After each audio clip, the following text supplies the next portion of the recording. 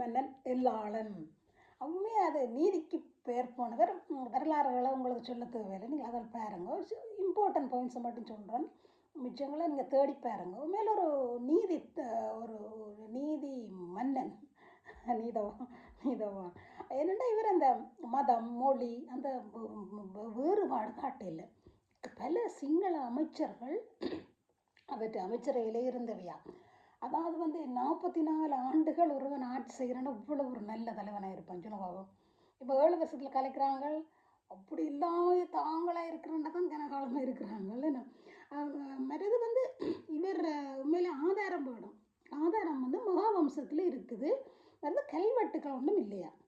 மற்றது யூனிவர்சிட்டி அது நாங்கள் எழுத்தில் போடுறோம் உங்களுக்கு. மற்றது இவர் அந்த துட்ட ஹைமனு இந்த பேரே தெரியுது துட்டன் என்ன. அப்போ அந்த துட்ட ஹைமனு அதில் நீங்கள் எப்படி சூழ்ச்சியால் வீழ்த்தினவரண்டு அப்படித்தான் பல தலைவர்கள். மற்றது முக்கியமாக இவர் பவனி குளம், இந்த முல்லைத்தீவு பாலாறு அதில் அந்த இதில் என்னென்றால் இந்த வார்த்தையில் போடுறேன் உங்களுக்கு எல்லாம் டீட்டெயில்ஸாக போடுறேன். மற்றது இந்த விகாரமாதேவி எல்லாளன் ஒரு தேனடை கதையும் இருக்குது. ஆனால் சில பேர் சொல்லினோம் பூநகரியில் பிறந்ததுன்னு சொல்லினோம். ஆனால் சிலர்கள் இல்லை தானே வரலாறுகளில். அப்போ நாங்கள் அதுகளை அறிஞ்சு கொள்ளுங்கோ.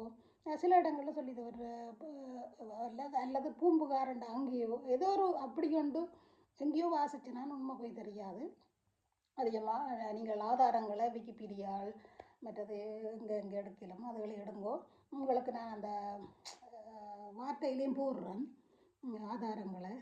நீங்களும் இன்னும் தேடுங்க. சும்மா ஒரு தூண்டலை காண்டி உங்களுக்கு இது தெரிஞ்சதையே திருப்பி போடுறான்னு சிலர் சொல்லிக்கணும். இல்லை திருப்பி இப்படியான மன்னர்கள் இப்படியான குளங்களை கட்டி இப்படி நீதி உள்ள தலைவர்கள் இருக்காண்டைக்கு கேட்ப மட்டும் தான். எல்லாரும் வாழ்த்தி பாராட்டுறவங்க எல்லாருக்கும் மிக்க நன்றி.